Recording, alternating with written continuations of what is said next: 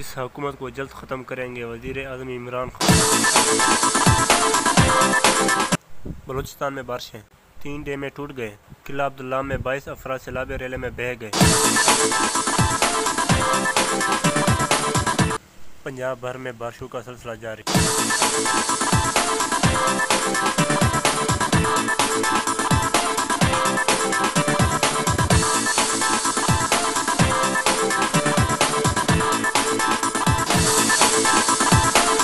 افغانستان میں ایک بار پھر سکول بندش کے خلاف احتجاج۔ پاکستان میں سونے کی قیمتوں میں کمی۔ پاکستان میں بجلی بہت مہنگی، عوام پریشان۔ بلوچستان میں بجلی کئی دنوں سے غائب، عوام پریشان۔ وزیرستان میں سکول نہ ہونے کی وجہ سے طلبہ زمین پر بیٹھ کے پڑھ رہے ہیں۔